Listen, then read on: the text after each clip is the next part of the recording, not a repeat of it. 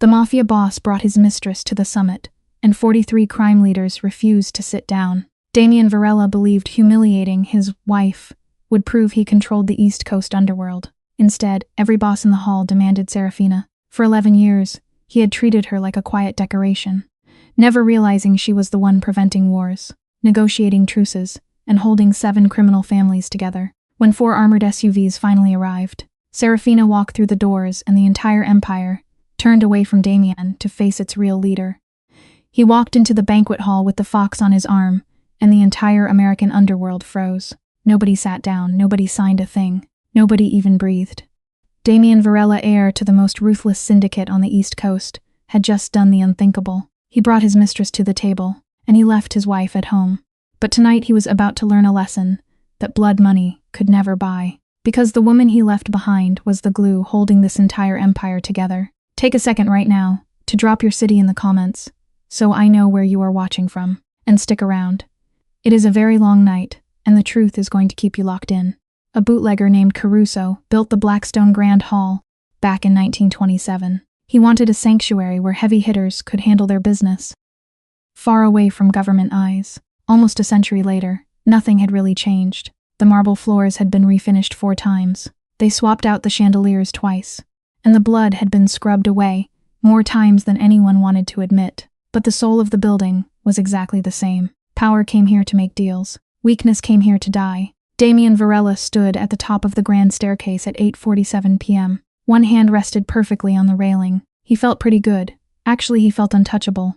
He finally felt like a man who was done pretending. Celeste Moretti clung to his arm. She was striking the kind of uncomfortable beauty that never asks permission and absolutely never apologizes for the stares. Her dress was a deep, rich burgundy. The diamonds were real.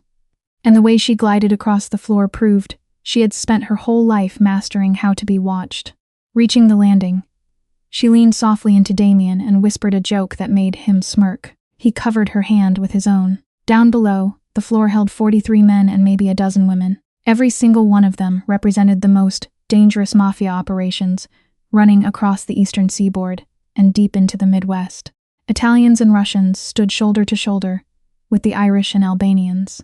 There were 2 rising Caribbean crews and 1 highly secretive Chicago outfit that nobody dared to talk about. All of them showed up because the Varela family called the meeting, and the Varela name still carried so much weight that, when they summoned you, you walk through the door. Damien inherited that brutal weight from his father, who got it from his father before him. But the crown came with heavy expectations, and one of those expectations was the wife, who was supposed to be standing right where Celeste Moretti stood now. He made the choice 3 weeks ago, sent the memo through all the proper underground channels. He convinced himself it was just business, a clean, efficient break that serious bosses handle without any pointless drama. But he never saw this dead silence coming. This was not the quiet before a grand speech. It wasn't the soft hum of private whispers. This was the crushing, suffocating silence of 43 dangerous people, spotting the exact same problem, at the exact same time, and calculating the fallout. Carmine Russo ran the northeastern shipping lanes. His face looked like it had caught a few too many beatings, and just decided to live with the damage. Right now, he stood by the bar, gripping a glass of water he refused to drink. He watched Damien glide down those stairs with a blank stare. A rookie might think Russo looked neutral, but the boss was actually running some very dark, very precise math. Damien caught the quiet, but his ego spun it into a compliment. Arrogant men always think silence is just awe. He paraded Celeste down the final steps like royalty. Hitting the floor, he threw a slick nod to the nearest group of guys. It was the easy, relaxed gesture of a king who demanded total respect and always got it. But all they gave him was cold, polite distance. The chatter never started back up. Nobody rushed over to shake his hand. Not the younger soldiers. Not the guys drowning in Varela family debt. Not even the desperate climbers desperate for FaceTime. They all just froze in place. Celeste felt the icy drop in the room, way before Damien caught on. Her grip tightened around his arm, though her face remained perfectly carved stone. Varela, Russo had already crossed the floor, stopping just a few feet short. He flicked a quick glance at Celeste, then locked dead onto Damien. "Where is Serafina?" Damien brushed it off. "Serafina will not be attending." Russo barely blinked, and that frozen stare was an answer all by itself. "I see," Russo muttered. Damien pushed back. "Is there a problem here?" "Carmine." Russo just shook his head. "No problem at all. and walked right back to the bar. Damien watched him retreat. That invincible high was still fading. The supreme confidence was slipping, just a bit. He brushed it off as stubborn old men, clinging to pointless traditions. The deals would get signed. His empire would keep spinning. He found the main Varela table and pulled out a chair for Celeste. A waiter rushed over with expensive wine, keeping the basic illusion of the party alive. But the entire room was humming, on a totally different frequency now. Damien felt it, like the heavy, thick air, right before a thunderstorm violently breaks. A crushing pressure without a face. 40 minutes dragged by. The summit should have officially kicked off by now, but absolutely nothing was happening. Men just stood in tight little circles, whispering. The massive head table remained completely empty. That was the seat of power, meant for the bosses of the 7 major crime families to anchor the night. Every chair sat angled perfectly. Crystal water glasses were full, but not a single person sat down. Damien cornered the event coordinator, a twitchy guy named Petrov, who had managed underworld logistics for 15 years. Damien snapped at him, demanding to know what the holdup was. Petrov just stared back, looking like a man praying for the floor to swallow him whole. The bosses are waiting, Petrov stammered. Waiting for what? Petrov clamped his mouth shut. Damien leaned in. Petrov, I said, waiting for what? The coordinator swallowed hard. I really think you should speak with Don Aguilar. Mr. Varela, Don Esteban Aguilar, was 71 years old. He had ruthlessly run the Mid-Atlantic territory, since before Damien was even born. A compact guy with silver hair, he moved with the slow, deliberate grace of a predator, who knew stillness held absolute power. He stood by the massive windows at the far end of the room, staring out at the city lights. He never even turned when Damien walked up. Damien kept his tone flat. We really need to start. Yes, Aguilar murmured, we do. Then why the hell aren't we starting? Aguilar finally turned around. His eyes were pitch black. He had that terrifying, focused stare of a man who survived decades in a game, where looking away means taking a bullet. Aguilar studied Damien like an odd stain on the carpet. Where is Serafina, Damien? Damien sighed. I already cleared this with Carmine. Aguilar did not blink. This is not Carmine asking. His voice stayed low and smooth. It never broke. I am asking you right now, and I am asking on behalf of every single boss in this room. Damien felt a sharp twist deep in his chest. Not fear, he lied to himself, swearing it wasn't fear, just the sudden, sickening realization that the floor beneath him was completely rotting away. Serafina is home, she is off the guest list. I have officially restructured how the Varela family is represented going forward. That is your absolute right, Aguilar softly interrupted. What happens inside your own house is your business. Aguilar paused. But this banquet hall is not your house. Damien flared up. I am the head of the Varela family. We called this summit. That means I run it. Aguilar stayed perfectly calm, almost gentle. That means a great deal. Yes. But this summit will not begin until Serafina Varela is present. Damien glared at the old man. That is completely insane. Perhaps. Aguilar turned his back and watched the glass again. But those are the rules. It took Damien another 20 grueling minutes of talking to the others. Every single conversation was more enraging than the last, each one dripping with that same untouchable, polite poison before the brutal reality finally clicked. This was no hidden conspiracy. It wasn't a sudden chaotic mutiny. It was something way harder to crush. It was an absolute consensus. He cornered Fedorov, the boss of the northeastern Russian mob. Fedorov just gave a hollow apology and refused to budge. He grilled the 2 Caribbean leaders he barely even knew. Both men stayed terrifyingly polite and entirely unmoving. In a desperate move, he even hit the Chicago table. A frail, nerdy-looking guy named Ware sat totally alone. Ware didn't even look up. He just muttered, "The lady needs to be here." Mr. Varela, and went right back to reading his newspaper. Across the floor, Celeste had quietly slipped into a dark, empty corner. She looked perfectly calm, but her glass was untouched, meaning she was studying every single shadow in the room. When Damien marched over, she leaned in close. What is going on? Just a little inconvenience, Damien hissed. Old men clinging to their dead traditions. She shook her head. They are not signing a thing. Not yet, Celeste scanned the predators. She knew how the underworld talked. Damien, they will not sign a thing tonight without her. He felt a sharp, ugly flare in his chest. I run the Varela family. I know that, she held his gaze. But whatever she does behind the scenes, it is not the same thing. He turned away from the table. The truth hit him in broken pieces. Overheard whispers, guarded answers, and one long, brutal explanation from Carmine Russo. Russo apparently decided Damien needed to see exactly what he had just destroyed. It all started years ago. Long before Damien took full control of the syndicate, a vicious turf war had been brewing between two rival organizations.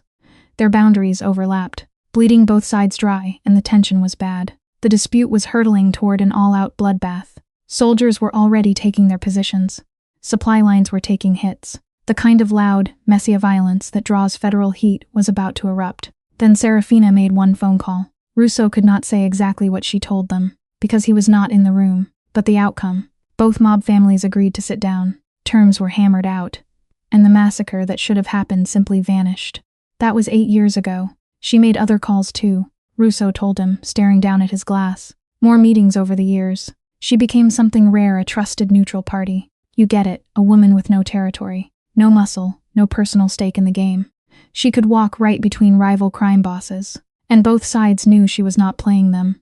In this life, that is rarer than gold. She never told me, Damien said. Russo looked right at him. Did you ever ask? He had not. Damien felt that failure now, standing in the harsh light of the hall, crushed by the weight of 100 watching eyes. He never asked, because he never once imagined she was doing anything that mattered.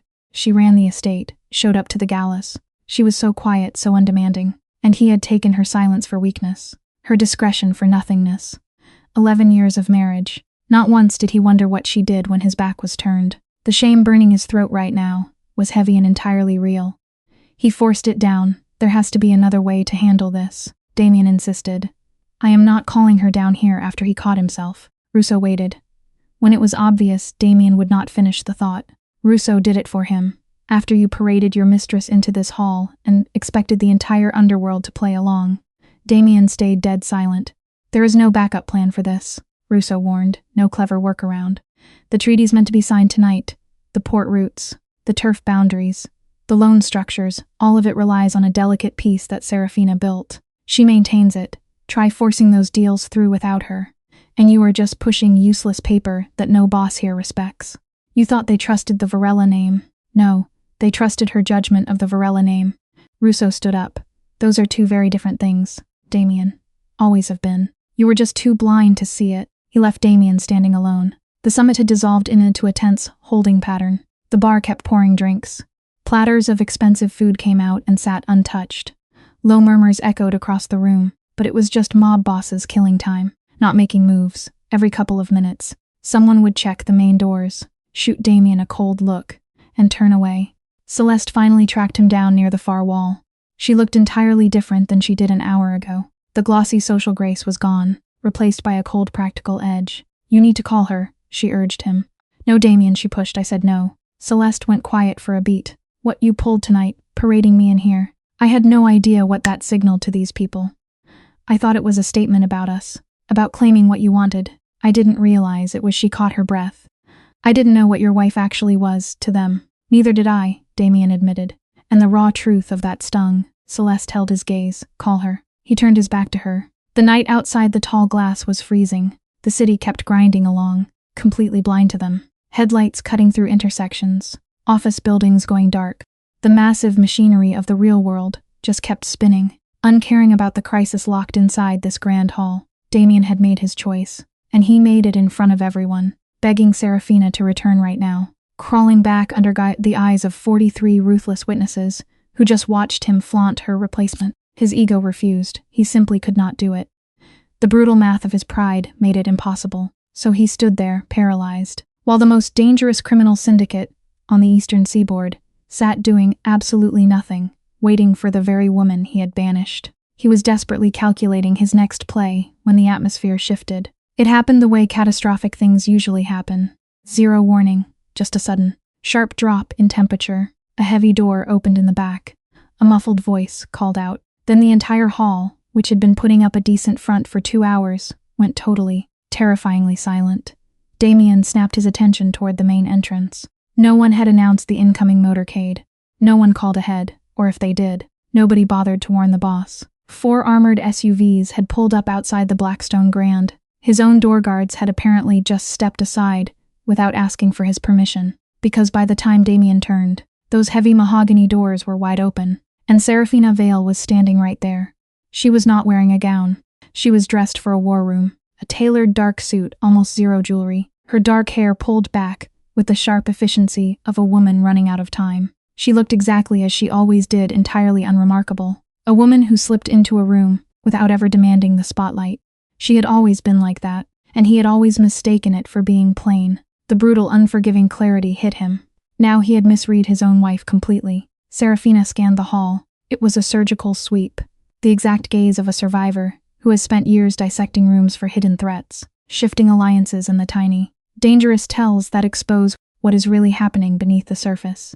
Her eyes tracked across the divided crime families, lingering on the empty head table. She noticed Celeste, who stood perfectly frozen, fully aware she was being measured. Then Serafina looked at Damien. She held his stare for a beat that felt untethered from time, just a flat, unnerving look. There was absolutely zero anger, no betrayal, no petty hurt that he could have easily managed. She gave him nothing to fight against. Then she looked away. Carmine Russo was the first to break the tension. Crossing the floor with shocking speed for a heavy, aging man, he reached her near the foyer, whispering something urgent. Serafina listened closely and gave a single nod. Then Aguilar pushed off the window glass. Other capos quickly followed.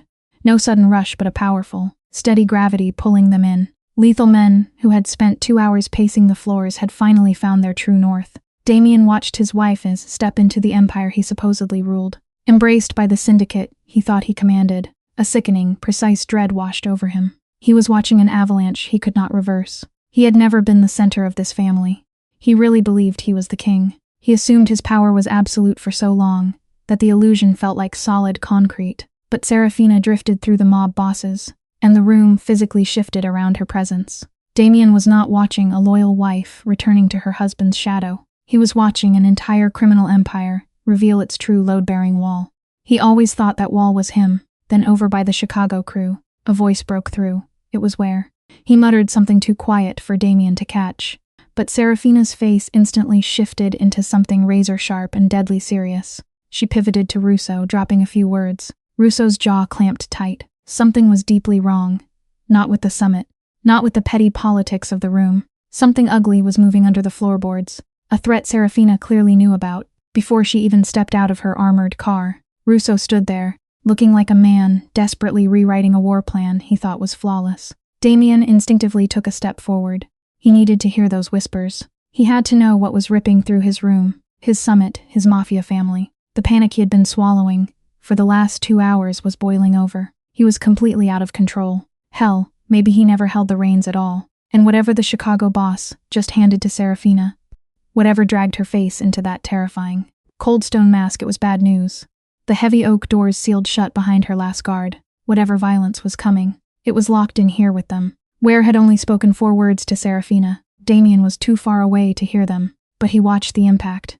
He saw her spine lock, shifting just a fraction of an inch. Her eyes burned into a spot right over Russo's shoulder. She stood frozen for 3 agonizing seconds before finally opening her mouth. Anyone else would have seen absolutely nothing. Damien had been married to her for 11 years. And only now realized he couldn't read her at all. He crossed the room slowly. He wasn't about to give these people the satisfaction of watching him sprint toward his own wife in his own territory, but he moved with real purpose, and the enforcers standing between him and Serafina stepped aside without a word. That was its own quiet humiliation. They parted for him, out of pure habit.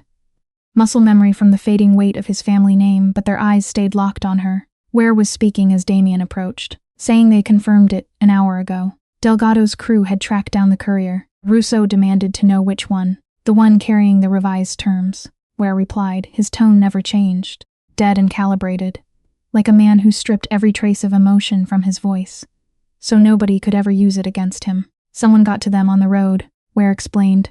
The documents were copied, Serafina repeated. It wasn't a question, and altered, Ware added. Russo cursed under his breath in a language Damien didn't recognize. Serafina didn't flinch, she just stared at Ware, eyes sharp, like a boss mentally testing the structural weak points of a falling empire. She demanded to know the timeline. Ware told her those alterations needed at least 3 weeks to fully implement, meaning somebody knew about this syndicate summit long before the invitations even dropped. She shot a look at Russo. Before the agenda was even finalized, Russo looked like he just swallowed broken glass, muttering that it was a very short list. Yes, Serafina agreed, it is. Damien finally hit his limit and demanded someone explain what was happening. The circle shifted. Ware just studied him with cold academic interest, looking at a variable he hadn't fully calculated yet.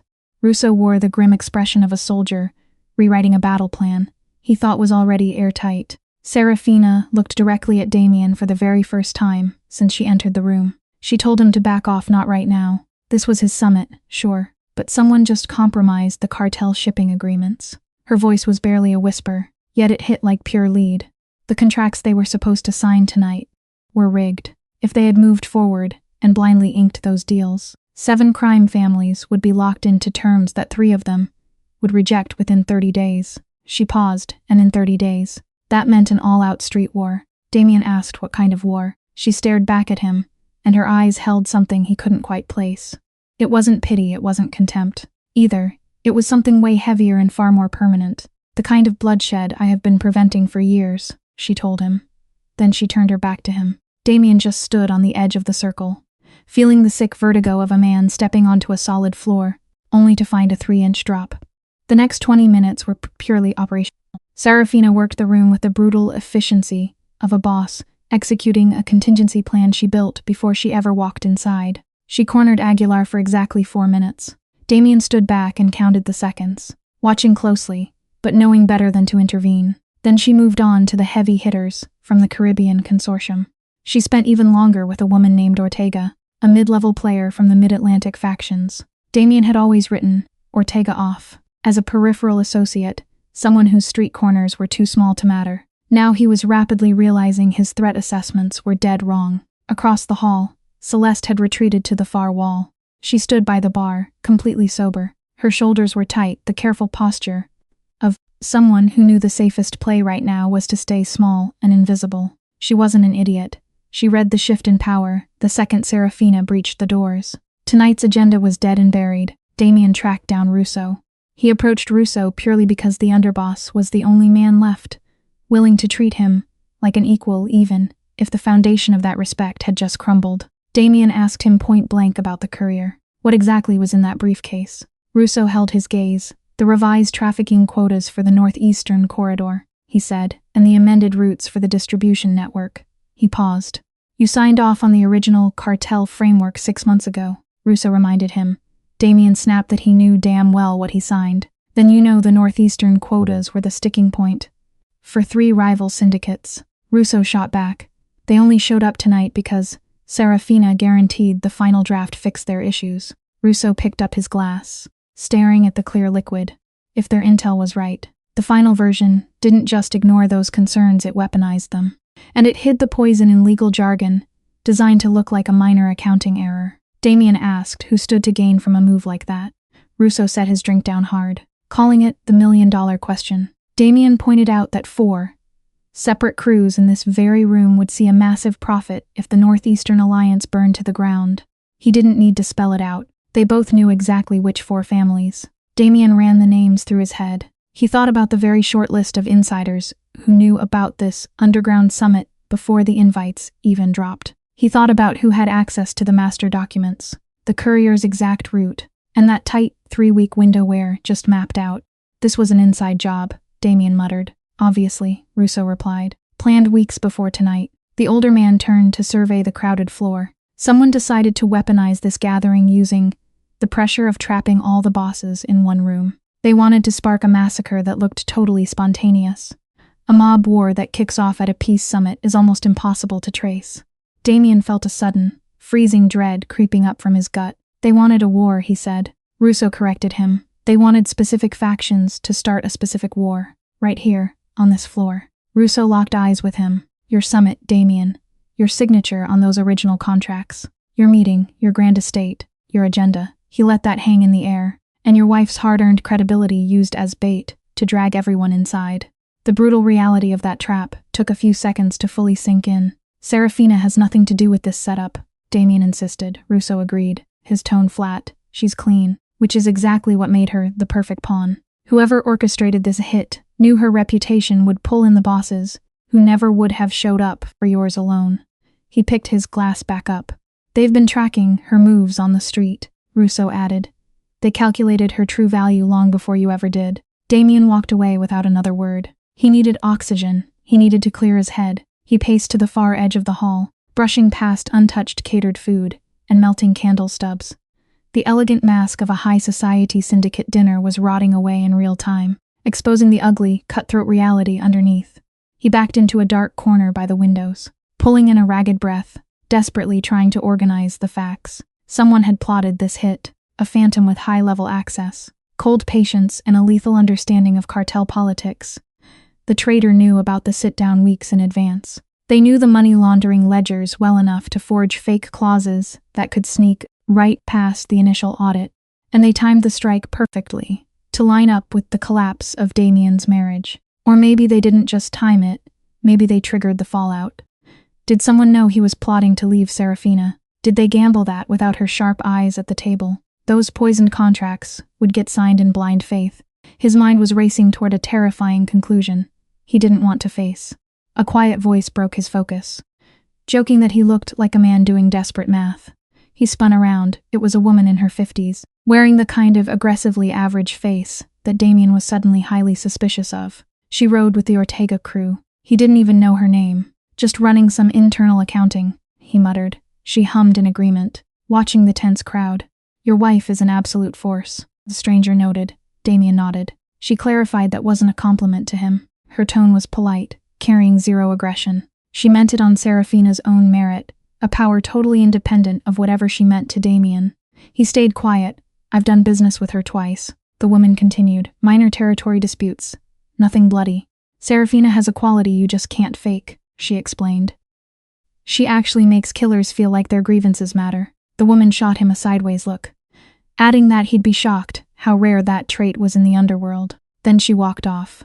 Damien pushed his way back toward the center of the hall. Serafina had already corralled the principals, the heavy-hitting bosses of the 7 core families, pulling them into a private side room. Damien followed the suits inside.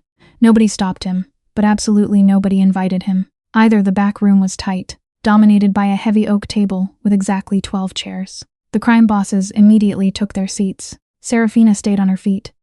It threw off the whole power dynamic of the room. She wasn't claiming the head of the table, but her sheer gravity forced the space to organize itself entirely around her.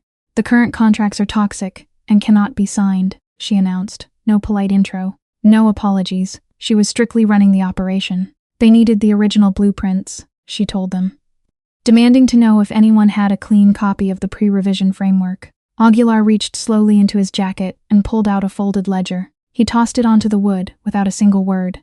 Serafina picked the document up and scanned it. This is the March version, she said. Someone confirmed it was. We are missing 6 weeks of amendments, she noted, setting it down. Her eyes swept the room, studying the others at the table. She demanded to know who had received the revised terms and exactly when. 10 minutes later, they had a timeline. 3 people had been handed the altered version. 2 of those 3 had actually spotted minor discrepancies, but brushed them off as typos. The third person never read the pages carefully. A trusted intermediary had promised it was practically identical to the March draft. Serafina asked who had told them that. The answer was a man named Brentano. He ran a mid-size crew out of Baltimore, quietly expanding his territory over the past 3 years. Brentano shifted in his chair. He claimed it was a representative coordinating for the Varela family. The entire room went dead still. Damien felt every single head turn toward him by a fraction of a degree. I never sent a representative, Damien said. Brentano kept his voice completely flat. The guy claimed he had your direct authorization. Brentano said the man had documentation. Damien demanded to know what kind. A letter with his signature. Damien snapped that it was impossible, but Brentano reached right into his jacket. He placed a folded envelope on the table. Serafina picked it up, opened it. Read it. Her face stayed perfectly controlled. It was always controlled. Damien finally understood that now. This was never emptiness. It was pure discipline. Yet something tightened around her eyes before she handed the letter to Damien. He stared at his own signature at the bottom. It was painfully exact, the specific way he drew the capital D, the exact way the V in his last name hooked back on itself. But he never wrote this letter. He dropped it. That is a forgery, he said. Serafina agreed that it was. That meant someone had been operating under his name. She held his gaze and added for at least 6 weeks. Aguilar spoke up quietly, letting the heavy silence settle. This completely changes the shape of the problem, he murmured. It changes absolutely everything about it, Serafina replied. Whoever did this did not just swap out some pages. They built a totally fake channel of communication. They impersonated the head of the Varela family to a major organization. She let that hang, that takes access, she said, and deeply specific knowledge. Internal knowledge, Russo added from the dark corner where he stood. Yes, Damien felt his throat tighten. He was suddenly running the exact same math the woman by the window had accused him of. And the total was terrifying. Someone had his signature and the document framework. They knew about this secret summit. They knew which families hated the northeastern terms. They might even know about the cracks in his personal life. Aguilar turned to Damien. With the brutal neutrality of a man who already guessed the answer, he asked who in the household had access to correspondence. The list was incredibly short. His personal attorney, his executive assistant, a man named Creel who had served the family for 8 years. The staff could reach the physical rooms, sure, but never highly classified files. Then there was Serafina. Her access to the estate was absolute. It had always been absolute. He never once thought to lock her out. Assuming she only managed his schedule and handled the quiet, domestic roles he had boxed her into. He froze. The thought hit him fully formed, and he despised it instantly. Who actually wins if this summit burns down? Who profits if the alliance splinters? Who spent years cultivating quiet ties with every boss in this room? Alliances he ignored.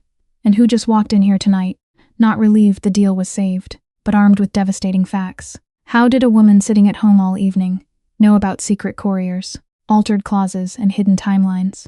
Information she had absolutely no business knowing, Damien, Serafina said. Her voice was completely level. He stared at her. She watched him with the eyes of a wife who had just read his darkest thought and was weighing her strike. Do not do it, she warned. I am not. You are. She said it without an ounce of anger, which almost made it worse.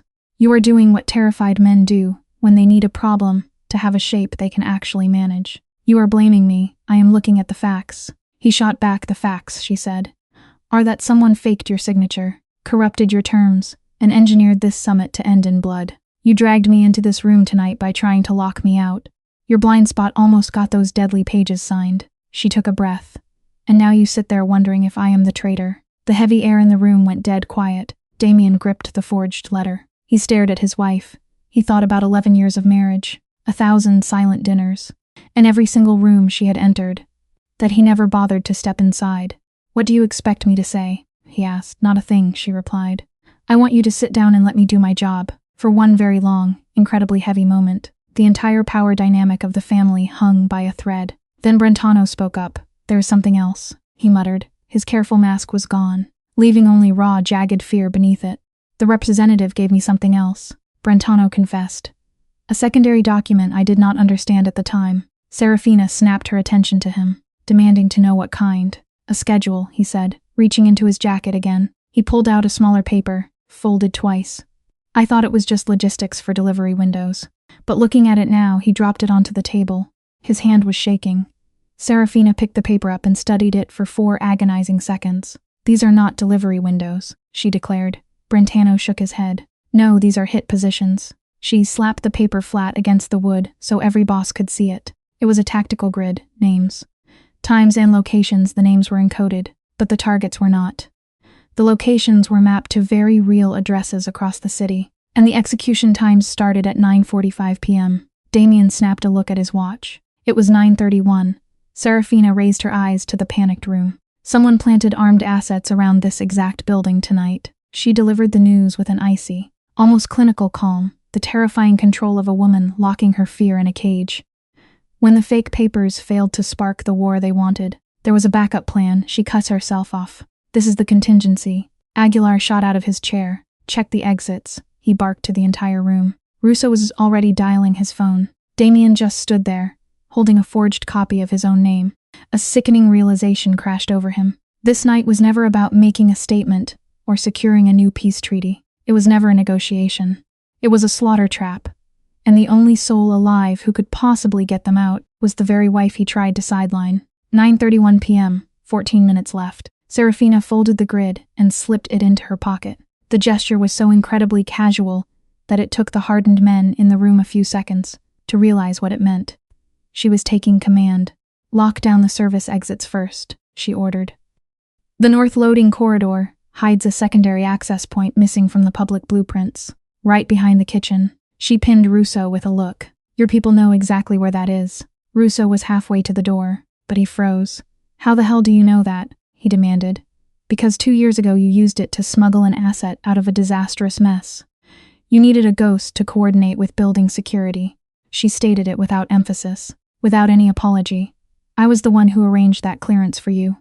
And I kept my mouth shut afterward because it was handled. Russo stared at her, stunned, then vanished into the hall. Aguilar huddled in the corner, speaking fiercely into his phone. The 2 Caribbean men Damien finally remembered the tall one was. Celestine shifted to guard the main doors. They moved with the lethal, silent economy of enforcers used to ambushes. Brentano had not twitched. He just sat at the mahogany table, hands pressed flat, staring into the void. It was the haunting posture of a boss realizing he just signed his own death warrant. Damien stared at the scattered papers, the tactical grid, coded hitters and exposed targets. How many? Damien asked her. Serafina turned. How many what? She asked. How many guns outside? The grid marks 8 strike points, she explained. Standard tactical doctrine means 2 or 3 shooters per point, so 16 to 24 men. She rattled it off like a grocery list. But that is just the minimum. A hit this big always holds reserves. Damien squinted. You have seen this setup before. I have dismantled this exact kind of operation before, she replied. She shot him a cold glance. Twice, actually. Different crews. Same architecture. Then you know how to break it, Damien said. I know their playbook. Which buys us time. She shifted her focus to Brentano. The guy who handed you the fake orders. Describe him. Brentano finally snapped out of his trance. He was a heavy guy, Brentano muttered, getting soft in the middle, but definitely a brawler back in the day. Mid-40s, dark hair turning gray. He had this mid-Atlantic accent, but it sounded forced, like he practiced it. Height, she pressed. 6 feet. Maybe a little under. Serafina stepped closer. Did he have a nasty scar right at the base of his left thumb? Brentano widened his eyes. Yes. Serafina stayed perfectly quiet for 3 seconds. Tonight, this was the first time her composure showed a visible seam. Not a full break, not raw emotion bleeding through. Just the heavy shadow of something massive moving, just beneath the ice. Damien pressed her. You know him. I know who he works for, she said. Then she straightened up. Or who he worked for until recently, she added. Damien demanded a name. She just looked at him. Her eyes heavy with the calculation of a woman deciding exactly how much truth to bleed out at once. I need to verify something before I say that name out loud in this room. He pushed back Serafina. She cut him off. Damien. Her voice dropped, not softer, just painfully concentrated. I need 15 minutes, and I need you to stay out of my way while I get them. Can you do that? It was the kind of question that was not actually a question. Damien recognized the tactic. He had asked versions of it himself to his own soldiers, to people whose cooperation he demanded, and whose free will he was temporarily stripping away. But nobody had ever asked it of him. He stood there and said absolutely nothing, which was he understood his answer. She walked out of the side room. Damien followed her to the doorway, watching her cross the main hall. The atmosphere out there had mutated in the last few minutes.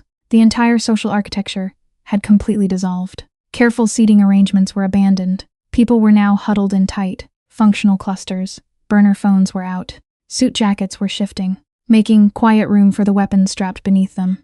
The catered dinner, nobody touched, felt like a forgotten stage prop from a totally different play. A play from earlier tonight.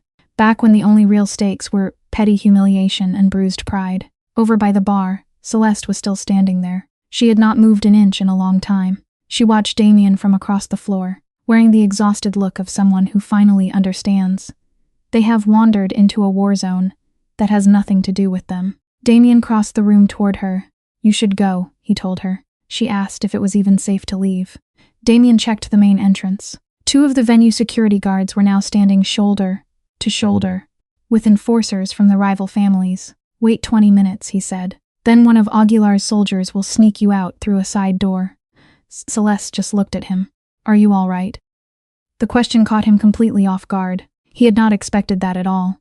Not the sudden concern, but the raw directness of the delivery. She asked it with zero calculation. No angle, no hustle, just the plain human inquiry of someone standing dangerously close to the fire, checking on a face she recognizes. No, he admitted. Celeste slowly nodded. She did not say another word. There was absolutely nothing she could say to fix this, and she was smart enough to know that, for one strange, compressed second. Damien found himself genuinely respecting her for it. Then he went back to work. The 15 minutes Serafina had asked for quickly bled into 20. Damien burned the time, doing the one thing he had neglected. All night, he just listened. He drifted through the tense clusters of people in the hall. He hugged the shadows, kept his mouth shut, and absorbed every broken fragment of conversation he could catch. What he heard mapped out an underworld network he never even knew existed. A made man from the Italian syndicate was whispering to an Albanian enforcer. The Italian swore that the last time someone tried a stunt like this, a fake war disguised as a broken alliance, Serafina hunted down the rat in under 48 hours. Damien heard the exact word the Italian used to describe his wife. Surgical. She was surgical. Then he caught Aguilar speaking low into a phone. Aguilar was confirming that the 3 Eastern families had standing orders for any summit breach. Their instructions were to lock down their positions and wait for Serafina to make the call before firing a single shot. Standing orders. Agreed upon entirely without Damien knowing a thing. Arranged behind his back. Probably before he even took full control of the family operations. Then he spotted Brentano. The same Brentano who looked terrified earlier was now snarling at Celeste in a low, vicious tone. Damien only caught a few fragments of the threat. Creole. 8 months, and the Baltimore restructuring. Damien stopped dead, not Creole. Creole. He practically tore back into the side room. It was totally empty now. Just the forged documents and untouched water glasses sitting on the table. He stood alone in the dead silence. He took the name Creole and shoved it into the puzzle he had been building in his head. Marcus Creole, 8 years on the payroll. Executive assistant. The man who controlled Damien's calendar, his private letters, his secure meetings, his entire paper trail. The one man with absolute access to Damien's signature. Not just copies of it, but the physical stamps and seals driving the entire Varela family business. The guy who knew about this Mafia summit months in advance, because he personally helped organize it. Suddenly, a cold, sickening clarity washed over Damien. He remembered how twice in the last year, Creel had casually asked very specific questions about Serafina's private schedule, her travel routes, her unlisted commitments. Questions Damien had happily answered without a second thought. Creel was trusted. 8 years of blind loyalty had turned the man from a hired worker into pure infrastructure. He was so constantly present in the room that he basically became invisible. Damien sank into a chair. The forged letter was still sitting right there. He picked it up, stared hard at his own forged signature. He had watched Creel handle his private mail 10,000 times. Not once had he actually paid attention. The door suddenly swung open. Serafina walked in. Russo was right behind her, shadowing a young woman Damien had never seen before. Early 30s, she carried the coiled, dangerous energy of a soldier surviving, purely on adrenaline and cold discipline. She had a secure tablet in her hands. "Sit down," Serafina ordered. The command was aimed at everyone in the room, Damien included. And there was something about that flat, equal tone. The fact that she was treating her own husband like just another soldier made him drop into the chair without a fight. "Tell me about Creel," Damien demanded. Serafina met his eyes. That fracture he had noticed earlier was cracking wider now. Damien finally realized it was not fear, or at least, not just fear. It was deeply personal. It was the crushing weight of being proven right. About a betrayal you prayed was a mistake. "His name is not Marcus Creel," she said softly. "Well, the name itself is real, but it belongs to a dead man. The ghost sitting outside your office for 8 years bought that identity back in 2016. She slowly sat down across from him. His real name hardly matters anymore. What matters is exactly who owns his leash. She gave the young woman a subtle nod. The woman flipped the tablet toward Damien. A surveillance photo filled the screen. It showed a heavy-set man in his 60s, radiating that greasy, arrogant confidence of a guy who built a fortune in a business that kills people for asking questions. The picture was snapped at some outdoor VIP event. Looked like a private racetrack. Thoroughbreds blurred in the background. Damien instantly recognized the face. He studied the screen just to be absolutely certain, then let the breath out. "That is Harlan Voss," Serafina confirmed. Voss's Damien choked on the sentence. He scrambled to organize every scrap of intel he had on Harlan Voss. It felt bizarre. Voss was a ghost he had known about for years but never once considered an actual threat. Voss controlled racket operations out in the Midwest. Not a boss of the 7 major families. Not a kingpin. Just a bottom feeder with deep pockets. Long reach and a talent for skimming the criminal margins without ever triggering a full-scale mob war. "Voss is not in this building tonight," Damien said. "No," Serafina replied. "He was definitely not invited. He never has been. He is not." Damien struggled to find the right insult. "He is not at the table," Russo grunted from the shadows. The phrase hit the room like a hammer. Not at the table. In their brutal world. Those 5 words carried the lethal precision of a death sentence. And he has been clawing to get a seat there for 15 years, Serafina added. Voss refuses to align with the recognized crime syndicates. His crews operate purely in the dark spaces between our borders. The man feeds on chaos, specifically. He gets rich whenever major mafia alliances collapse. The blood in the streets creates massive financial openings that simply do not exist during peacetime. She calmly folded her hands. I have been tracking him for 4 years, she said. You never said a damn word to me, Damien snapped. I tried to warn you 18 months ago, she shot back. But you told me it was not necessary for you to be bothered with external security assessments. The bitter memory suddenly clawed its way up. He had said those exact words. She had interrupted a sit-down, walking right into his office while he was meeting with Creel and 2 capos. Damien had treated his own wife like an annoying domestic interruption, brushing her off the same way. He handled every minor inconvenience, brutally fast and without a second thought. What exactly did you try to tell me? Damien asked, his voice hollow. I tried to tell you we had a rat bleeding summit secrets to Voss. That there was an internal leak I had not quite exposed yet. Serafina paused, letting the silence stretch. I finally identified the leak 6 weeks later. It was Creel. The room went dead quiet. 6 weeks later, Damien repeated. The math hitting him, meaning you have known about Marcus Creel for roughly 5 months. She held his stare without blinking. I had to carefully manage his security clearance. I spent months feeding Voss poisoned intel through him, mapping the entire hostile operation before pulling the trigger. She hesitated, but I never anticipated the forged letter. That was a brand new layer. Voss threw that curveball when he realized his original blackmail scheme was falling apart. Damien felt completely numb. You knew my assistant was a traitor for 5 whole months. And you let him stay. I was building an airtight case, she argued. He forged my signature. I know he was in my sanctuary, handling my most dangerous secrets. I know, Damien. Her voice stayed perfectly level, but the brutal effort showed in the tight set of her jaw. I was managing it. My people tracked his lines. I saw every document he touched. What I lacked until tonight was Voss's true network, who his assets were, where they sat, and which families inside this alliance he actually controlled. She pointed at the tablet. Now I have that, because he deployed them tonight. You let it get this far, Damien said. You knew I did what I always do. Something finally cracked. Not rage, but the suffocating pressure beneath it. The sudden heat of iron control slipping. I worked the problem quietly, ensuring that when I struck, it was permanent, not some half measure, leaving Voss operational and warned. She stopped, taking one sharp breath. I managed this for 5 months, juggling 6 other crises across 3 territories, keeping this fragile alliance from bleeding out, while she cut herself off. Heavy silence filled the room. Russo stared at the ceiling. The woman holding the tablet found the screen deeply fascinating. Damien studied his wife. He saw the controlled fury burning in her face, the bone-deep exhaustion beneath it. 5 months of crushing weight carried alone, because 18 months ago, he told her it was unnecessary to be involved.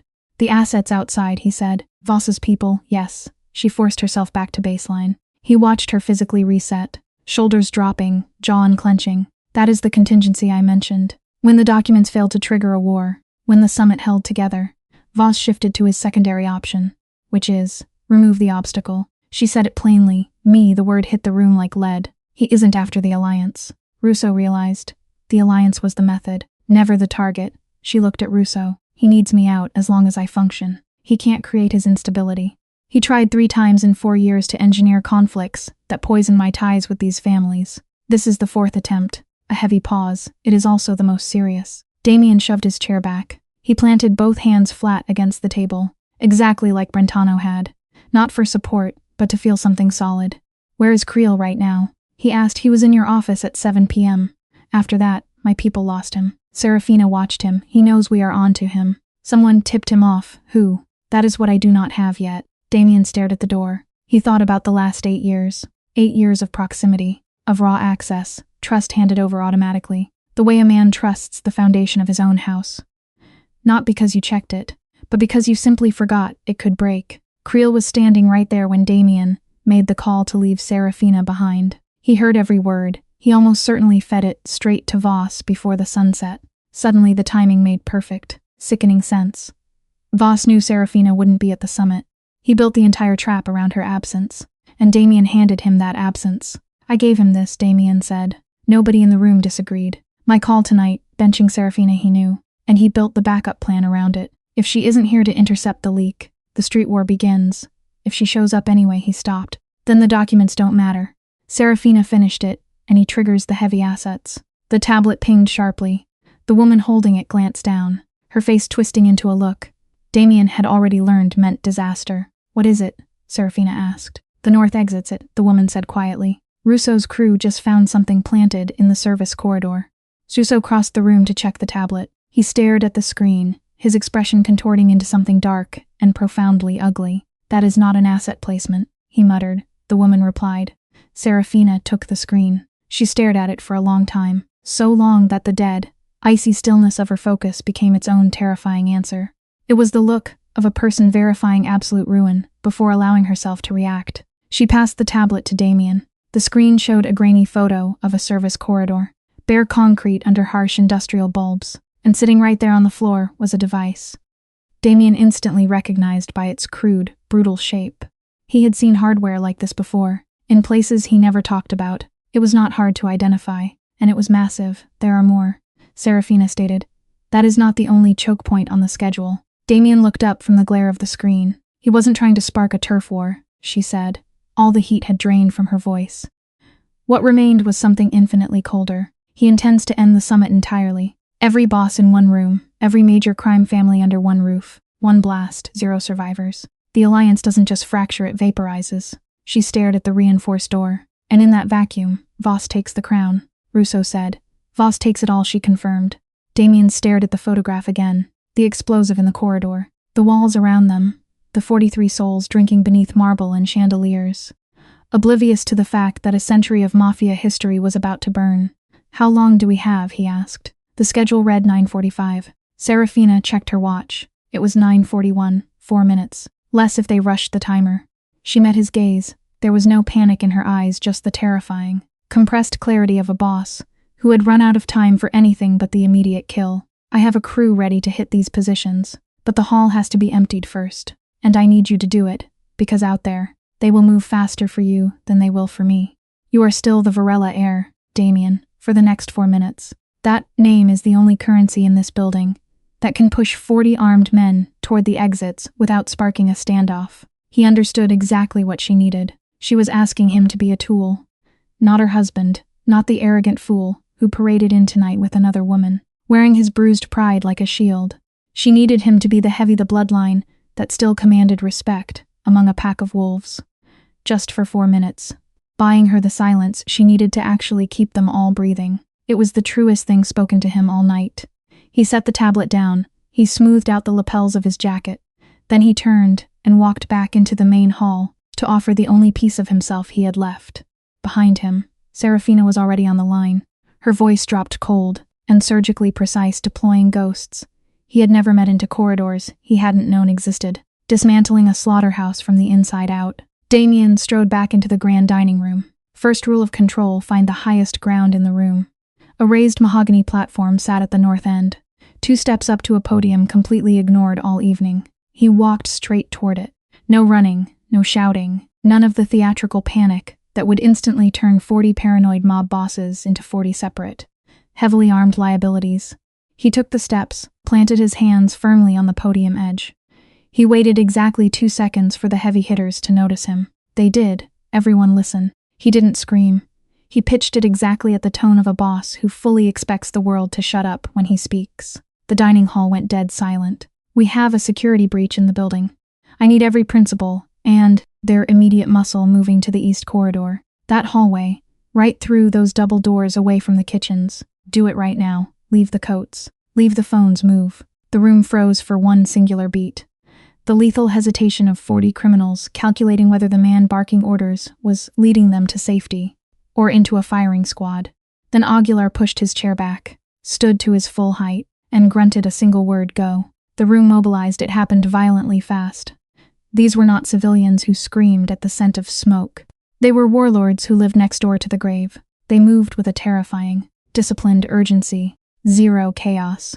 Heavy chairs scraped across marble. The sprawling, untouched feast instantly became an obstacle course. Candle flames whipped and died in the rush of bodies, making for the exit. Damien held his ground at the podium until the very last cluster of suits vanished through the east doors. Then he stepped down. The grand hall was totally empty. He stood alone in the ringing silence, crystal chandeliers blazing over abandoned plates, $1 million summit reduced to dead furniture. And then, from the north wing, a noise. It wasn't the blast he had been dreading. It wasn't the roar of structural collapse. It was a sharp, isolated crack immediately chased by 2 more rapid-fire bursts. Then came the shouting, the frantic, guttural roar of men pushed right to the edge of lethal violence. He bolted toward the noise. The service corridor just beyond the north kitchen was a narrow, blindingly lit tunnel. Wire-caged fluorescents buzzed down the long concrete ceiling. 2 of Russo's guys stood at the far end. Between them and Damien, the violence had already finished. A man lay face down, getting his wrists bound. Beside him sat a partially disarmed device abandoned, because the guy working on it was now slumped against the wall. He pressed a hand to his shoulder. Blood pumped heavily between his knuckles, pouring out at a pace that meant he desperately needed a real trauma unit. Serafina was already there, crouched next to the guy on the floor.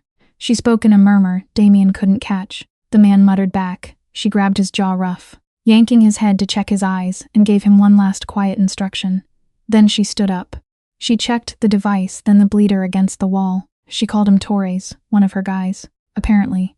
He looked up, face pale and shining with sweat. His fingers couldn't stop the leak.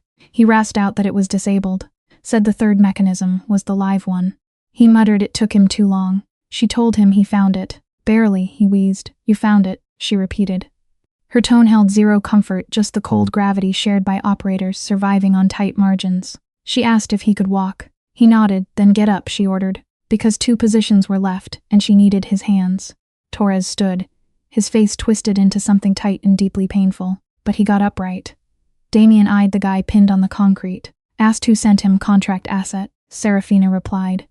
She was already pushing toward the main corridor. A local hire, she added, meaning the actual regulars were guarding the remaining 2 targets. She never broke stride. Told him to keep up or fall back east. He kept up. Target 2 sat inside the basement mechanical room, a hot cavern of water heaters, electrical grids, and roaring industrial systems. A dead zone for staff, easily infiltrated from the south utility door by any motivated outsider who studied the building. Serafina's crew had gotten there first, mostly as Damien followed her inside. 4 bodies were already clashing. 2 of hers, 2 enemies, and the opposition had zero intention of surrendering. What broke loose next lasted 30 seconds. Damien tracked it with hyper-focused clarity, his nervous system locking onto the sheer, immediate brutality of the threat. It wasn't a movie fight, it was ugly, suffocatingly close, and deafening against the concrete. It ended with one of Serafina's soldiers dropping rattled by a skull strike that buckled his knees. Her other guy wrangled the remaining threat into a shaky, desperate kind of submission. Through it all, Serafina hadn't flinched once. She waited just inside the room, eyes locked on the rig against the far wall. The second the brawling stopped, she crossed the concrete, crouched down, began attacking the wiring with the ruthless speed of a seasoned professional. Damien stared at her hands. 11 years of marriage, and he had never once pictured his wife in a filthy basement doing something like this. Damien, her tone was flat, but a razor wire tension sat right beneath it, the sound of someone maxed out. She called out the guy by the door. Damien spun. The subdued enemy was exploiting the distraction, scrambling to launch a fatal counterattack. Damien closed the gap in 4 strides, making a vicious, split-second choice he never thought he had in him. The enemy stopped struggling entirely. Damien stepped back, staring at his own ruined knuckles. He gave her the intel 3rd position. West stairwell. Serafina stood up. The explosive behind her was permanently dark. He knew it, by the way she walked away, dismissing it like garbage. That was the primary, she explained. The others were just secondary and tertiary. She met his eyes. Her chest rose and fell just a fraction faster. The only physical proof of what these past 10 minutes had truly cost her. Voss is watching this main unit, she warned him. When it doesn't blow, he'll realize the job is dead and choose to either run or adapt. Damien asked how he'd adapt. He is inside the building. Damien. He stared at her, stunned. She insisted Voss would never manage a hit this huge remotely, not after 4 brutal years of missing her. He is here tonight to watch it burn. She was already moving, hustling down the hall toward the stairwell, which means when it fails, she added. He is right here for the fallout. They hit the stairs in a desperate, rapid-fire march. The west shaft was pure concrete spanning 4 flights. The red-tinted emergency bulbs glared overhead, casting shadows that made the whole place look like it was already up in flames. They climbed upward instead of down. The primary exit here was actually the second-floor mezzanine, a massive storage wing the Blackstone Grand kept for spillover events. It linked through a maze of dead corridors straight to a private VIP door on the western wall. Russo was waiting for them, right on that second-floor landing. Russo was panting heavier than Serafina. His suit jacket was ditched. He carried that dangerous energy of a boss who just traded his desk for a gun. "Third position is clear," Russo reported. "My guys handled it." Serafina halted. Asked exactly how clear. 2 hostile assets, Russo told her. "Neither of them are breathing anymore." He gave her a grim stare, ensuring they completely understood each other's definition of dead. "The rig's safe," Russo promised. "Tomas knows exactly what he's doing." She let out a long breath. One steadying exhale and the steel returned. "And Voss private hall on the west side." Russo gritted out. "He has backup." She asked numbers. "Maybe 3. Russo guessed. "Maybe more." She stared down the long hallway. The emergency strobes carved her face into harsh lines of blood red and shadow. Damien caught something terrifying. In her eyes, something entirely new tonight. It wasn't fear. It was the crushing gravity of someone who had hunted this exact confrontation for 4 brutal years, finally standing at the threshold, deciding how violently she wanted it to end. "I go in," she ordered. Russo tried to argue, but she cut him off. "I go in," she repeated. "Not you, not your hitters. Just me." She locked eyes with Russo, carrying that dead quiet authority of a ruler who never repeats an order twice. "Voss came here for me," she explained. "If your crew breaches first, he triggers something catastrophic. If I step inside." She paused. "He has been trying to bury me for 4 years. He will crave the sick satisfaction of looking me in the eye." Russo muttered that it was a suicidal plan. "It's the accurate plan," she fired back. "And that's the difference." She glanced at Damien. He held her stare without flinching. "You are not walking in there alone," Damien told her. A flicker of emotion crossed her face.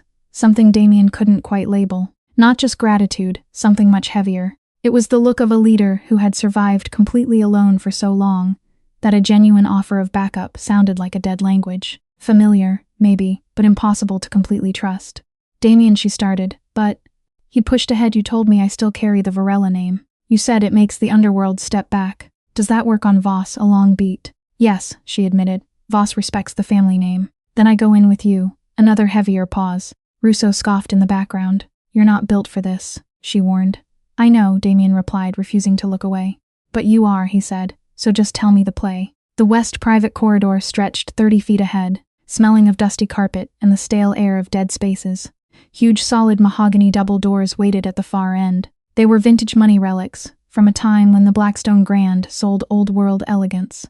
Obsessively polished but completely useless now. And right now, those doors were shut tight. Serafina posted up left. Damien took the right. She shot him one last look. He nodded and she shoved the mahogany wide open. Inside was a massive VIP reception space crammed with event storage. But the dead center was completely cleared out. Chairs had been shoved aside to build a makeshift stage. 3 towering lamps blazed inward, lighting up the middle while burying the corners in total shadow. Harlan Voss stood dead center, proving he wanted this showdown to look like theater. The man was way bigger than his intel file. Up close, Voss didn't just stand there, he dominated the room. He carried the heavy, immovable density of an old bruiser, whose bulk had turned entirely into structural muscle over the years. No softness, just a brick wall and an expensive suit. Silver-haired and in his 60s. His face was tailored for legitimate corporate boardrooms, but clearly forged in blood. 2 lethal enforcers flanked him, hanging back in the dark. They weren't just for show. Voss locked onto Serafina the second she stepped in. Then his gaze flicked to Damien. A cold shift rippled across the older boss's face, his brain rapidly recalculating. The quiet twitch of a predator who planned for a lone victim and got handed a wild card. "I wasn't expecting you," Voss rumbled at Damien. His tone was dead calm. He figured Damien would be upstairs managing the floor. Damien replied that the floor was already handled. Voss cracked a grin, a completely mechanical pulling back of the lips, totally disconnected from any real warmth. "Serafina." He purred her name like a hunter who'd memorized his prey. "You are faster than the timeline. You gave me 14 minutes, she said. "You should have given me less." "In retrospect," he murmured, tilting his head. "The courier was the weak point. I knew it. I should have used a different channel." He spoke with genuine detachment, just a professional reviewing a plan that fell apart. The letter was improvised. Good improvisation, but still improvised. You would have found it within 48 hours regardless. 24, she shot back. He accepted the correction with a slight nod. I have been watching your work for 4 years. You are genuinely exceptional. You know that. This is not a conversation, she snapped. No, he agreed. But I have been wanting to have it for a very long time. He looked at Damien again. She is remarkable. The things she has done for this alliance, for these families, for your family specifically. All without credit, without recognition. While he paused. You brought a date. Damien stayed silent. I have a proposition, Voss said. A real one. Not the manufactured offers. That was just theater. I mean an actual business arrangement. Serafina walks out of this building with me. She works for my organization. I double whatever value she currently know. Serafina cut him off. You have not heard the terms. I do not need to. You have spent a decade being invisible in someone else's empire. Voss kept his voice unhurried, but an edge bled through. The edge of a man whose perfectly prepared speech was failing to land. I am offering you something different. Visibility. Autonomy. A structure where your name actually belongs to you. What you are offering, Serafina replied, is a leash with a little more slack. Voss stayed quiet. You need what I do, she told him. You have spent 4 years trying to force my hand, trying to make me available, by either burning this alliance to the ground, or making my position completely untenable. You do not want me in your ranks because you respect my work. You want me there, because I am the absolute only person who can stop yours. She held his gaze steadily. So no. The temperature in the room dropped. It shifted the exact second Voss's expression broke. The smile stayed, sure, but the performed patience behind it vanished completely. The 2 men flanking him shifted their weight, a tiny adjustment in posture. But in this world, that is the kind of micro-adjustment that entirely changes the geometry of a room. Damien felt it. He felt it in that raw, primitive way. The body registers a threat, long before the brain finds the words. A sudden tension across his shoulders. Every detail in his peripheral vision snapping into sharp focus. A hyper-awareness of the exact distance between himself and those 2 enforcers, and the distance between Serafina and everyone else breathing. Behind him, the door clicked open. He did not turn. He knew Serafina was not turning. Either Voss looked right past them at the doorway, and for the first time tonight, his face showed something real. Not quite fear, more like the precursor to it. That split second of realizing the room's geometry just shifted, and you were not the one pulling the strings. That would be Russo, Serafina said calmly, along with about 8 other people. She kept her eyes locked on Voss. I told you I would walk in alone. I never said I would come in unsupported. Voss just stared at her. He held her gaze for a long time. It was a look Damien would dissect later, in the cold daylight, once the sheer scale of the trap finally became clear. The look of a man facing the one person he spent 4 years trying to destroy, and realizing he completely failed. The devices, he muttered. She replied. All 3. The documents, identified and corrected. She paused, letting the silence hang. The people you planted inside this building are either zip-tied in custody, or they already ran for their lives. Creel, or whatever his real name is, we will find him within 72 hours. He has absolutely nowhere to hide that your money can still reach. Voss absorbed the blow. You knew tonight might end this way. No, she corrected him. I planned for tonight to end this way, for 5 months. She looked at him with the hollow exhaustion of someone dropping a massive weight they had carried for miles. I needed you here in person. I needed you to deploy your entire network inside this building, so that when I brought it down, it collapsed completely, untraceable. Not a disruption, an ending. Voss turned his eyes to Damien. It was a strange look, not a plea, not a threat, something caught in between. You understand, Voss said, that you did not build this. You did not protect a single thing here. Everyone who survived tonight did so because of her. I know, Damien said softly. That simple phrase seemed to shock Voss. He had expected denial, the fragile defense of a boss protecting his pride. Damien's flat agreement entirely knocked the wind out of him. Russo's enforcers stepped forward. Voss offered zero resistance. He carried the posture of a man who had crunched the brutal mathematics and found the outcome undeniable.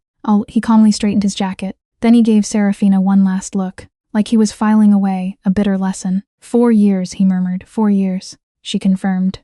And they hauled him out the door. The room cleared out completely. Just Damien and Serafina left, standing in the dim lamplight of a second-floor storage room, a space that almost became a tomb for every mafia boss inside. Slowly, Serafina sat down. It was the absolute first time she had taken the weight off her feet. And Damien checked his watch nearly 2 full hours. She sank into a chair shoved against the wall. rested her elbows on her knees, buried her face in her hands. The gesture was just so heartbreakingly normal. Completely drained of the iron control that had kept her standing through the entire nightmare. Seeing her like that hit Damien like a physical blow to the chest. She pulled her hands away, staring blankly at the wall. "Torres needs a hospital," she murmured. "I will arrange it," Damien promised. She gave a slight nod. "The principals need a full briefing before they speak to each other. We have to do this before the separate crime families start inventing their own twisted narratives about tonight. Someone has to give them the actual truth." Her eyes stayed locked on the floor. "The documents can be fixed and signed. Those agreements are still valid. The terms remain completely solid. Tonight does not have to ruin the entire summit." "I know," he said softly. "Voss's network will not just vanish because the man is caged. He still has assets, relationships, independent operators. Tearing that down will take months of extremely careful work." "I know," she went silent. Damien stood across the dusty room, just looking at his wife, thinking about 4 years, 5 months, 24 hours, 11 years, all those fragmented units of time she spent bleeding for this family, while he just coasted on assumptions. The sheer weight of those years was something he did not even have the vocabulary for yet. "Serafina," he breathed her name. She finally looked up. "I am so sorry," he told her, "not just for tonight," for he choked on the words. The sentence was simply too massive. He could not finish it here, breathing the heavy residue of tonight's violence. "For the massive blind spot I lived in." She held his gaze. And then from somewhere deep inside the mansion, down in the main hall, a sharp, deafening crack, the unmistakable echo of a gunshot bouncing off marble, followed instantly by 2 more, then frantic shouting, and finally, that suffocating, heavy silence that always crashes down right after the trigger is pulled. Serafina was up before the final echo even died. Damien moved a half step behind her. "Creel," she spat the name, but her tone was something entirely new. Not terror, not rage, something buried much deeper. That stripped-down panic of a mastermind, realizing the one loose thread they ignored, just unraveled the whole plan. The shots definitely came from the main hall. She took the west corridor stairs so fast she was practically flying. Damien stayed right on her heels. Back up in the reception room, Russo's soldiers were already scrambling, the heavy boots of armed men violently pivoting from one neutralized threat straight into a brand new massacre. The entire mansion felt different now. That sprawling chandeliered grandeur was a massive liability. Polished marble and wide-open space meant absolutely zero cover. Brutal sightlines exposed everyone equally. Serafina slammed into the main hall doors, shoving them wide open without hesitating. But the room was not the bloody chaos Damien expected. It was far more controlled, and infinitely more terrifying. It was the frozen stillness of the aftermath. That horrible, suffocating quiet, hovering over a fresh crime scene before the panic sets in. Several mafia bosses, who had supposedly evacuated to the east corridor, were either creeping back in, or had never really left at all. They huddled near the walls in loose clusters. Everyone held the rigid posture of hardened criminals who had survived shootouts before, instinctually making themselves small while trying to look tough. And there, standing dead center by the long dinner table, was Marcus Creel. He looked nothing like Damien imagined, which was a deadly mistake. Damien had seen Creel's just 5 days ago to discuss schedules. The man was his usual self, quiet, efficient, perfectly invisible the way the best support staff are. Now, he stood in the middle of the Blackstone Grand's main hall holding a firearm. His face had that hollow look of a man who crossed a line and knew there was no going back. But he was still the same Marcus Creel. Honestly, that was the hardest part to swallow. No grand transformation. Just Marcus Creel standing in the wrong spot, holding a gun. 2 bodies were down. One of Aguilar's guys leaned against the east corridor wall, gripping a bloody thigh. Didn't look fatal, but definitely pretty bad. And one of Serafina's people, the woman with the tablet, Damien still hadn't bothered to name, lay flat on the floor.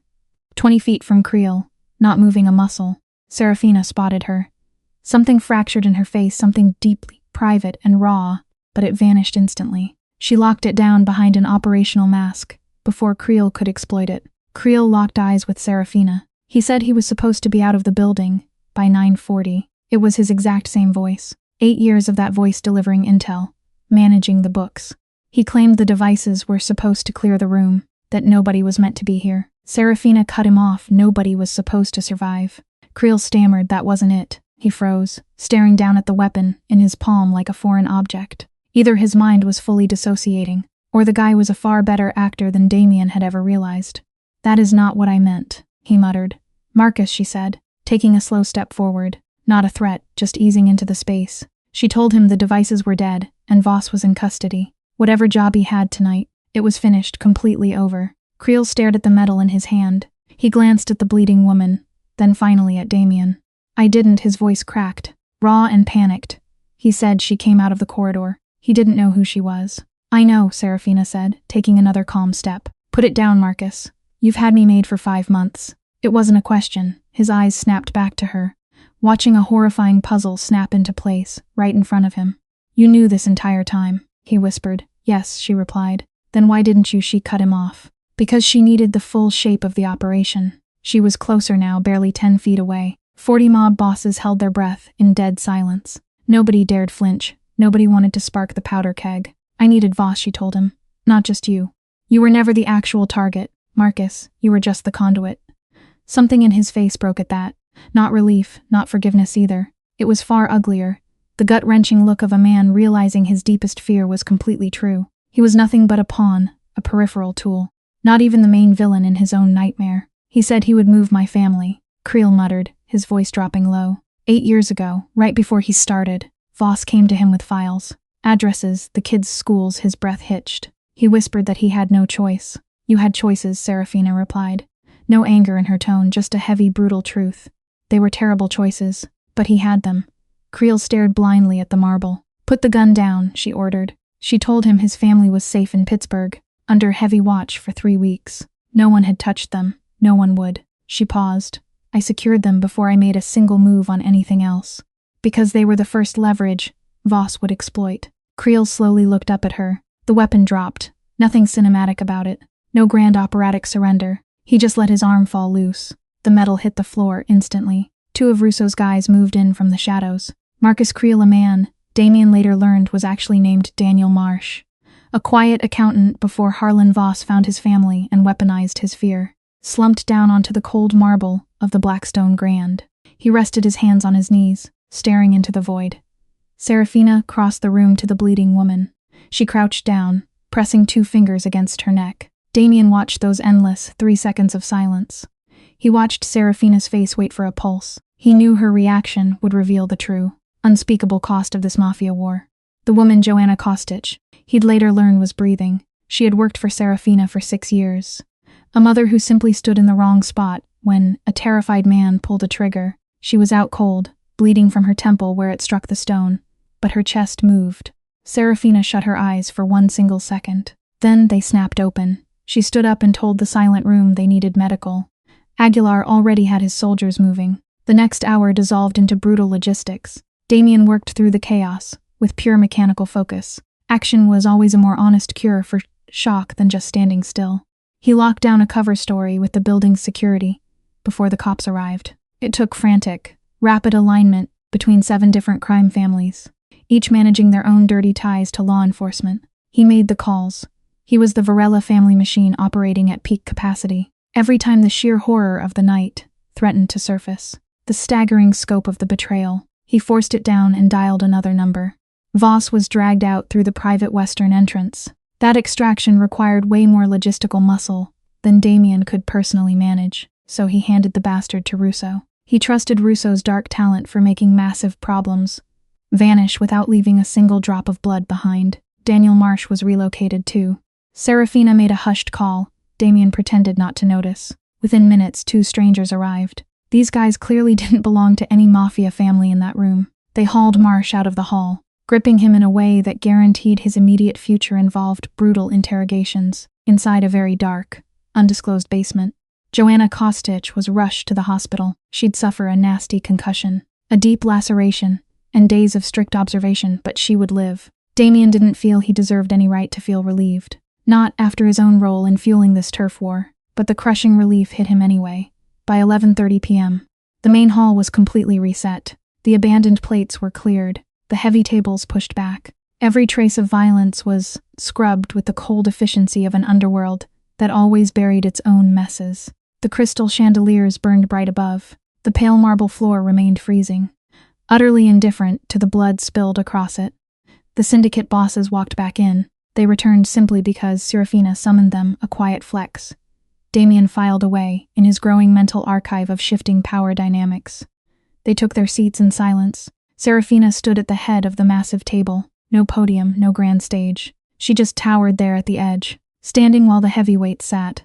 She laid out the entire massacre. She exposed Voss, breaking down his 4-year campaign to rip their alliance apart. She detailed Marsh's forgery, the doctored letters, the explosives rigged downstairs. She tracked the dead courier, the altered contract terms, and exactly which crime families had been secretly pitted against each other to ignite a war. She was surgical, complete, not a single trace of arrogance in her voice.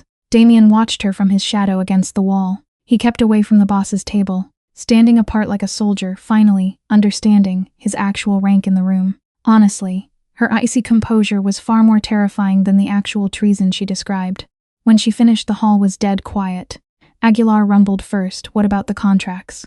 Corrected, Serafina told him. She had the original March framework and every legitimate amendment negotiated. Since the poisoned clauses were ripped out, the terms on the table were exactly what they agreed on. She swept her gaze across the crew. If the heads want to proceed tonight, we lock it in now tonight. Aguilar echoed the word, hanging like a threat. It is 11:40, she fired back. The paper still needs blood. The business that brought this cartel together hasn't changed. Voss is gone. The threats are buried.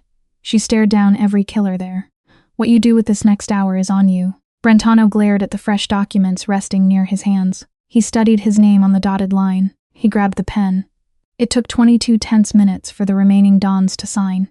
Those 22 minutes carried a suffocating weight Damien had never felt before. A massive crushing gravity. These were ruthless men, collectively reminded that their ink bought and sold actual human lives. And for once, they treated a signature like a loaded weapon. When the final page was flipped, nobody cheered, nobody poured a drink. Aguilar just grunted good. It was the only sane response, and every boss knew it. The grand hall emptied out. Foot soldiers retreated first to escape the tension. The ones with blood on their hands stayed in the shadows, quietly finishing their conversations. Damien watched the hall empty out. 3 hours ago, he stood at those stairs with Celeste on his arm, feeling like a boss making a massive statement. He made one, just not the right one. Celeste had been gone since 10. One of Aguilar's men slipped her out the side exit, just as Damien arranged. She left without a word, good instinct. Honestly, he was grateful for it. The night had already said enough. By 12:30, the room only held the ghosts of the summit, the core bosses, their closest crew, Russo's men, Serafina's remaining network, and Damien. He found Serafina by the glass, right where Aguilar had stood earlier, staring out at the skyline. But Aguilar had been waiting. Serafina was just standing. It was the heavy posture of someone who finally finished the job, and suddenly feels the empty space it left behind. Damien walked up beside her. They just looked at the city for a long time, totally silent. He broke the silence as asking about Jana. Serafina said she would be fine. She knew the risks of the life. Damien muttered that didn't make it any less his fault. She agreed. Outside, the city kept running cold and blind. A tiny plane blinked across the dark sky. Streetlights turned red for empty roads. Damien asked what happens to Marsh now. Serafina said he talks. He spills every secret about Voss's syndicate, which is massive, for 8 years. Marsh was the main pipeline. He has the names, the offshore accounts, the codes, everything needed to tear Voss down. She stared at her own ghost in the glass. After he talks, his family gets relocated safely, if not comfortably. Damien scoffed. That was more than a rat deserved. Serafina didn't flinch, maybe, but the intel is worth more than the blood. Punishing him the right way would mean explaining to federal agents exactly how the family gets its intelligence. Those are headaches they do not need.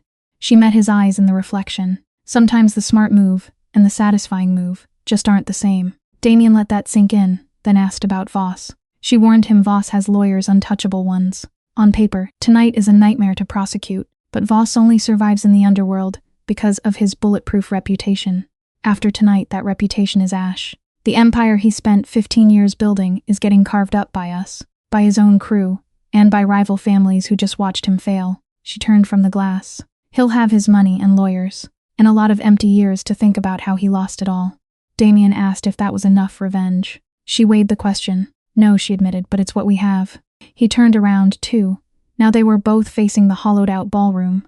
Massive crystal chandeliers blazing over stripped tables, while the black city pressed hard against the glass. I need to say something, he told her. She waited quietly. He swallowed hard. then forced it out. I fed myself a lie about our marriage, about who you were. I built it out of pure convenience and unchecked assumptions. It was blind arrogance, plain and simple, that I disguised as mob business. He stared at the floor, then met her eyes.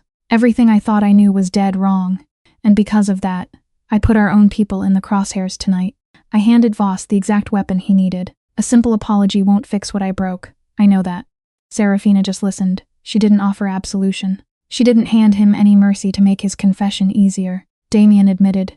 He didn't even know what he was asking for. She shook her head. You aren't asking for a damn thing. This is just you saying it out loud, because the guilt requires it.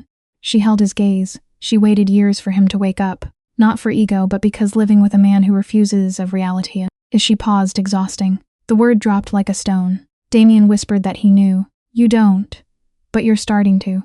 She scanned the empty ballroom. That is not nothing, she added. Damien waited. He could feel the axe waiting to drop the final, ugly shape of an ending. I am leaving the marriage, she said. He already knew. He knew the second she walked in tonight, staring at him with dead eyes that had absolutely nothing left to protect. Still, knowing it was coming didn't soften the blow. It hit like ice and he deserved it. Okay, he breathed. She studied his face. She braced for a fight, the flailing of a wounded mafia ego. She hadn't expected surrender. He saw her mentally shift gears before bringing up the network. She wasn't burning down her diplomatic structure. The truces made tonight still needed a firm hand. Alliances had to be enforced. She bled 10 years building that underground infrastructure. She stopped saying it would be totally reckless to walk away and let the streets collapse. He asked her next play. She was making it official. A governing council, independent of his family. One rep from the 7 bosses, a tight crew, real legitimacy. She paused. It would just be what she had secretly run for years. Only now, she wouldn't have to bleed herself dry keeping it alive. And what about you? Damien asked. Serafina looked out at the eastern edge of the city, where the pitch black was finally bleeding into the pale gray of dawn. I am going to sleep, she answered flatly, for about 2 straight days. A beat. And then I am going to figure out who I am when I am not cleaning up other people's blood. It was the first human thing she'd had said all night. No mob politics, no strategy. Just sleep time. A woman reclaiming her life from the ashes of his empire. Serafina. He choked out, the name just hung there. He had absolutely no idea how to finish the sentence. He said her name, and the words died in his throat. She looked at him, and understood exactly what he couldn't say. It was the very genius he had ignored for 11 years, her ability to read the silence, to let a broken man stay broken without forcing an explanation. I know, she whispered. Aguilar materialized by the doorway. He caught Serafina's eye. She gave a sharp nod, shifting effortlessly from personal grief to syndicate business. She smoothed her jacket and walked away. Damien just watched her. He watched Aguilar murmur to her, and saw how the old man listened. It was the total respect of a 70-year-old survivor who knows exactly who holds the power. Damien thought about all the shadowy rooms she commanded without him, all the back-channel deals she brokered, an entire underground empire thriving right beside his own, completely invisible. She did it without his help, and worse, without his curiosity. Russo walked over, stepping into the space she left behind. Russo watched Serafina across the hall. His voice was casual, eyes fixed forward. 2 years ago, he muttered. She asked us if there was a formal way to bring intel directly to the bosses. She wanted her own seat at the table, completely separate from your family's name. Russo paused heavily. We told her the rules didn't allow it. Damien swallowed hard, saying nothing. We were dead wrong, Russo admitted. The structure allows whatever the people in power decide it allows. Shro turned to leave. We were just too lazy to change the game. He walked away, leaving the hall to its ghosts. Then came the cleanup crew, the unseen staff who spent the massacre hiding in the back rooms. They had no idea blood was shed here tonight. Their only job was to scrub the venue back to its cold, expensive shine. They moved like shadows clearing, wiping down tables completely invisible by design. The grand chandeliers suddenly dimmed, the mansion shifting to sleep mode as the brutal night bled into morning. Damien slowly pulled out a chair at the stripped table. He sat down in the dead center of the room, while the staff worked around him. For the first time all night, he stopped fighting. He let the crushing weight of the fallout wash over him. And it was heavy. The sheer scale of his own blindness was staggering, growing worse with every passing hour. Then there was the blood on his hands, bringing Celeste here, calling the summit. But the heaviest blow was Serafina. For 11 years, he mistook her silence for weakness, completely failing to see the lethal discipline underneath. The The weight of what almost went down inside these walls pressed hard against him. He finally faced who had stopped it. His bloodline, the criminal empire he ran, had been kept breathing for years by a woman he treated like a shadow. Acknowledging that weight didn't make it lighter, but somehow it finally felt real. He had been living a lie about his own legacy. The truth was a lot heavier, and he completely deserved it. By 3 a.m. the room was dead empty, just him and 2 cleaners hauling out the last of the trash. One of them quietly asked if he needed anything else. Damien just shook his head no. The guy nodded and went right back to work. By 3:30 Damien was completely alone inside the Blackstone Grand's main hall. He sat at the head of the long table, under half-dimmed chandeliers. This building was supposed to be the stage for his ultimate power play. Instead, it became the exact spot where his ego got dismantled. Down at the far end, the heavy doors stood wide open. Through the lobby, he could see straight out the glass front to the street. Out there, the city was bleeding into that specific gray-blue light. Not quite night, not really day. That brutal, quiet hour belonging only to cab drivers, insomniacs, and men who just barely survived a war and now had to step back into the real world. He thought about standing up. Morning meant making phone calls, hard conversations about Voss, the new council Serafina was putting together, and cutting off Xl access to Varela family operations. A mess that would take weeks to audit. Then there was Celeste. That would be a short, painfully honest talk later this week. Uncomfortable for both of them, but completely unavoidable now. The syndicates had signed binding agreements tonight, demanding serious attention despite all the bloodshed and chaos. The empire was intact. The alliances were intact. The Varela name had survived the night, with its operational power completely secured. The family business would keep moving, exactly the way everyone on the street expected it to. But Damien walked out with absolutely nothing. He thought he owned when he first stepped inside. Instead, he got something a lot colder. The sharp edge of real clarity. It was the kind of brutal, grounding knowledge a boss only earns after being completely, publicly, and irreversibly proven wrong. He stood up, straightened his suit jacket. He walked across the empty marble floor of the Blackstone Grand Hall, moving past cleared tables and blown-out candles. He crossed the exact spot where 43 bosses had waited for a woman he had tried to sideline. Then, he pushed hard through the heavy glass doors. The morning air bit at his lungs. To his left, down at the corner, a single figure stood beside a black sedan, Serafina.